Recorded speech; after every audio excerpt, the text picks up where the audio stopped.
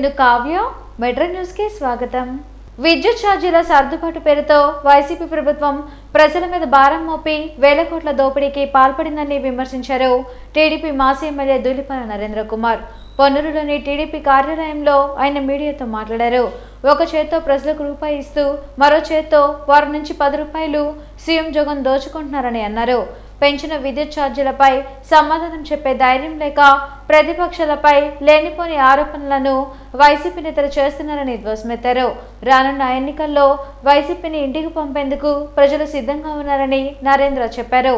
నేను అడిగేది ఏంటంటే, ప్రజలు మీకు ఓట్లేశారు, 5 ఏళ్లు పాలించమని రాష్ట్రంలో అధికారాన్ని ఇచ్చారు, ఇక్కడ అధికారాన్ని ఇచ్చారు. 5 ఏళ్లలో ఏం చేశారు అనేది మేము మిమ్మల్ని ప్రశ్నిస్తున్నాం. కానీ తెలుగుదేశం ప్రభుత్వం అధికారంలోకి వచ్చిన తర్వాత పెద్ద ఎత్తున విద్యుత్ సంస్కరణలు కానీ ప్రాజెక్టులు కానీ తీసుకొచ్చి ఒక్క పైసా అంటే ఒక్క పైసా భారమేలా ప్రజల మీద. 5 ఏళ్లలో కరెంటు కోతలు అంటే తెలియదు.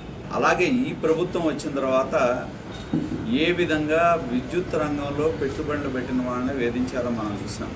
సర్ఛార్జీల పేరు మీద వేల కోట్లు చేయడం జరిగింది. అలాగే ఒక్కసారి జగన్మోహన్ రెడ్డి ఎన్నికల ముందు ఏం చెప్పాడు? బాధుడే అని చెప్పాడని. కానీ అధికారంలోకి వచ్చిన తర్వాత విపరీతమైన భారం ప్రజల మీద వేశాడు. కానీ జగన్మోహన్ రెడ్డి ముఖ్యమంత్రి అయిన దగ్గర నుంచి ఇప్పటికి 7 సార్లు విద్యుత్ ఛార్జీలు పెంచాడు ఆయన.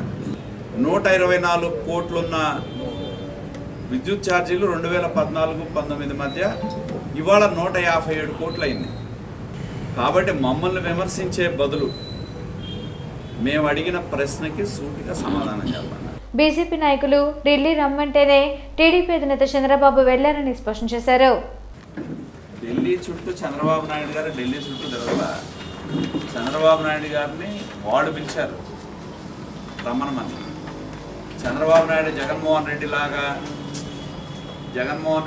ఢిల్లీ చుట్టూ ప్రదక్షిణ చంద్రబాబు నాయుడు చేయలేదు. చంద్రబాబు నాయుడు గారిని బీజేపీ అధినాయకత్వం పిలిస్తేనే వెళ్ళారు.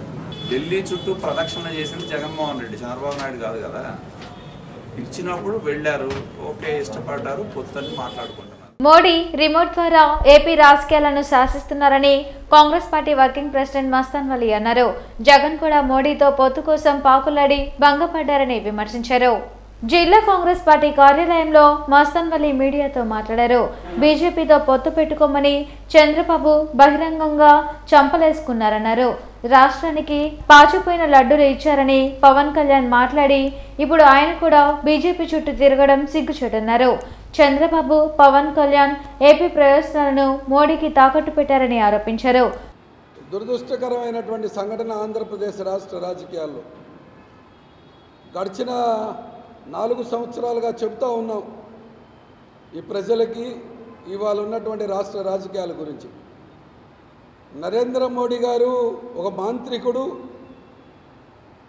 రిమోట్ తన చేతిలో పెట్టుకొని ఆంధ్ర రాష్ట్ర రాజకీయాన్ని నడుపుతున్నాడు అని చెప్పి గుండెలు అరిగిపోయే విధంగా కాంగ్రెస్ పార్టీ చెబుతున్నటువంటి పరిస్థితి ఇవాళ తేటతెల్లం అయిపోయింది.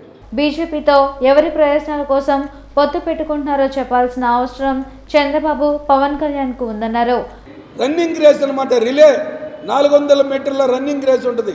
100 మీటర్ల జనసేన, 100 మీటర్ల పవన్ కళ్యాణ్, 100 మీటర్ల చంద్రబాబు నాయుడు గారు వలసి ఆంధ్ర రాష్ట్రాన్ని తీసుకెళ్ళి నరేంద్ర మోడీ గారి దగ్గర తాకట్టు పెడతా ఉన్నారు. సూటిగా మీ ద్వారా అడుగుతూ ఉన్నాను, చంద్రబాబు నాయుడు గారు, జనసేన గారు ఎందుకు ఏ రాష్ట్రానికి ఏమిచ్చింది, ఏ ప్రయోజనం చేసిందో ఎందుకు పొత్తు పెట్టుకున్నారో చెప్పాల్సినటువంటి అవసరం ఉంది. జాతి ప్రయోజనాలు, రాష్ట్ర ప్రయోజనాలు ఇవన్నీ చూడడానికి చాలా బాగుంటాయి. ఏమి చేశారో ఈ 2 పార్టీలు చెప్పాల్సినటువంటి అవసరం ఉంది. రాష్ట్రంలో సలహాదారులు రాజకీయాలు మాట్లాడటం దురదృష్టకరమన్నారు. జగన్ శాండ్ మైనింగ్ దోపిడీపై షర్మిల పోరాటం చేస్తున్నారన్నారు. మోడీ బిల్లులకు జగన్ మద్దతు పలకలేదని నిరూపిస్తే తాను రాజకీయాలకు రాజీనామా చేస్తానని సవాల్ చేశారు. తప్పకుండా జగన్మోహన్ రెడ్డి గారి ఛాలెంజ్ విసురుతా ఉన్నాను. ఈ పొత్తు మీద మేము బిల్లులకు వ్యతిరేకించాము, లేదా ప్రత్యేక హోదా మీద నరేంద్ర మోడీని వ్యతిరేకించాం, నరేంద్ర మోడీకి పలానా బిల్లు మీద వ్యతిరేకించానంటే నేను రాజీనామా చేస్తా, లేకపోతే జగన్మోహన్ రెడ్డి గారిని క్షమాపణలు అడగమని చెప్తాను. క్షమాపణే కాకపోతే నేను రాజీనామా చేస్తా రాజకీయాల నుంచి. జగన్మోహన్ రెడ్డి గారిని చెప్పమనండి, నరేంద్ర మోడీ గారి బిల్లులన్నిటికీ కూడా మద్దతు పలకలేదు అని చెప్పమనండి. ఢిల్లీలో ముస్లింలు రోడ్డుపై నమాజ్ చేసుకుంటుంటే పోలీస్ శాఖ అమిత్ షా కనుసన్నల్లో నడిచిందన్నారు. శుక్రవారం అత్యంత పవిత్రంగా భావించేటటువంటి ముస్లిం సముదాయం ఇస్లాం మత సాంప్రదాయాల ప్రకారం శుక్రవారం రోజున మధ్యాహ్నం జోహర్ నమాజ్లో దేశ రాజధాని నమాజ్ చదువుకుంటూ ఉన్నారు. 1:30కి మసీదు నిండిపోవటం వల్ల రోడ్డు పక్కన ఉన్నటువంటి దానిలో గుడ్డపరుచుకొని నమాజ్ చదువుకుంటూ ఉంటే ఢిల్లీలో పోలీస్ యంత్రాంగం అంతా కూడా కేంద్ర హోంశాఖ కనుసన్నల్లో నడిచింది. అంటే అమిత్ షా కనుసన్నల్లో నడుస్తూ ఉంటుంది.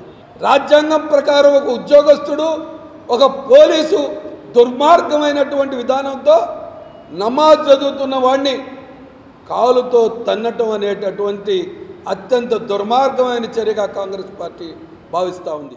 తూర్పు నియోజకవర్గంలో టీడీపీ నాయకులు పెమ్మసాని చంద్రశేఖర్, నియోజకవర్గ ఇన్ఛార్జ్ నజీర్ అహ్మద్ పాదయాత్ర నిర్వహించారు. టీడీపీ నాయకులతో కలిసి పాదయాత్ర నిర్వహించిన పెమ్మసాని చంద్రశేఖర్, నజీర్ అహ్మద్ బారామా ఇమాం పంజా, సంగడిగుంట, మంత్రివారి వీధి, IPD colony, Hussain Nagar, Chandrababu colony ప్రాంతాల్లో పర్యటించి స్థానిక ప్రజలు ఎదుర్కొంటున్న సమస్యలను అడిగి తెలుసుకున్నారు. వైసీపీ ప్రభుత్వంలో కనీసం డ్రైనేజ్ల నిర్మాణం కూడా చేయకపోవడంతో తీవ్ర ఇబ్బందులు పడుతున్నామని ప్రజలు చెబుతున్నారన్నారు. టీడీపీ జనసేన ప్రభుత్వం వస్తేనే పేదలు సంతోషంగా ఉంటారన్నారు. రానున్న ఎన్నికల్లో వైసీపీ పార్టీకి తగిన బుద్ధి చెప్పేందుకు ప్రజలు సిద్ధంగా ఉన్నారని చెప్పారు.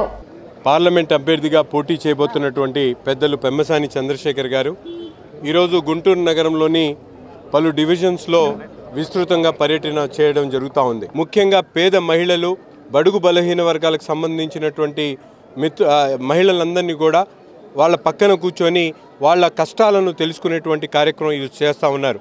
తప్పకుండా రాబోయేటువంటి రోజుల్లో తెలుగుదేశం పార్టీని అధికారంలో తీసుకొస్తాం, ఈ ప్రాంతానికి పూర్తిగా అవగాహన చేసుకొని అభివృద్ధి చేసేటువంటి కార్యక్రమాన్ని చేస్తానని చెప్పి ఆయన అందరికీ కూడా రుజువు చేస్తూ హామీ ఇస్తూ పెద్ద ఎత్తున ప్రజలతో మమేకమవుతూ రాబోయేటువంటి రోజుల్లో ఒక సుపరిపాలన కోసం ఈరోజు చంద్రబాబు నాయుడు గారు పంపించినటువంటి వరంగా మేమందరం కూడా భావిస్తూ ఉన్నాం. మున్సిపల్ ఇంజనీరింగ్ కార్మికులకు వేతనాల పెంపుపై అధికారుల కమిటీ నివేదికను ఆమోదించి వెంటనే జీతాలు పెంచాలని సిఐటియు రాష్ట్ర కార్యదర్శి ఉమామహేశ్వరరావు డిమాండ్ చేశారు. బ్రాడీపేటలోని యూడీఎఫ్ కార్యాలయంలో జరిగిన మున్సిపల్ కార్మికుల రాష్ట్ర స్థాయి సదస్సులో ఉమామహేశ్వరరావు పాల్గొన్నారు. మున్సిపాలిటీల్లో పనిచేసే పారిశుద్ధ్య కార్మికులతో పాటు ఇంజనీరింగ్ కార్మికులకు సమానంగా జీతాలు చెల్లించాలని డిమాండ్ చేశారు. కార్మికుల నైపుణ్యానికి తగిన జీతాలను ప్రభుత్వం చెల్లించడం లేదని ఆరోపించారు. స్కిల్ వర్కర్లకు సెమీ స్కిల్ జీతాలను చెల్లించడం సరికాదన్నారు.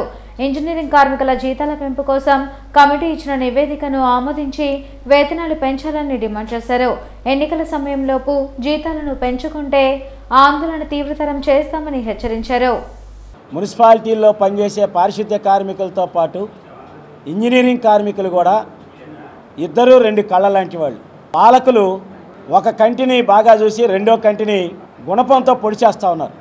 ఇంజనీరింగ్ కార్మికుల్ని పని దొంగలుగా ముద్రేసి శ్రమ దోపిడీ గురి చేస్తూ ఉన్నారు. నైపుణ్యంతో కూడినటువంటి పని చేస్తున్నటువంటి ఇంజనీరింగ్ కార్మికులకి వాళ్ళ శ్రమకు తగినటువంటి జీతాలు చెల్లించకుండా ఏళ్ల తరబడి మోసం చేస్తూ ఉన్నారు.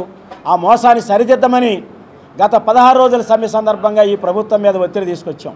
ఉదాహరణ, ఈ పంపు వాల్వ్ ఆపరేటర్ ఉన్నారు, బోర్ మెకానిక్ ఉన్నారు, ఎలక్ట్రీషియన్ ఉన్నారు, మెకానిక్ ఉన్నాడు, ఫిట్టరు, ఇటువంటి కేటగిరీలన్నీ చూసుకుంటే కానీ వీళ్ళు స్కిల్డ్ వర్కర్ అని చెబుతున్నారు, సెమీ స్కిల్డ్ జీతం ఇస్తున్నారు. ఆ రకమైన ప్రతిపాదనలు పంపించారు.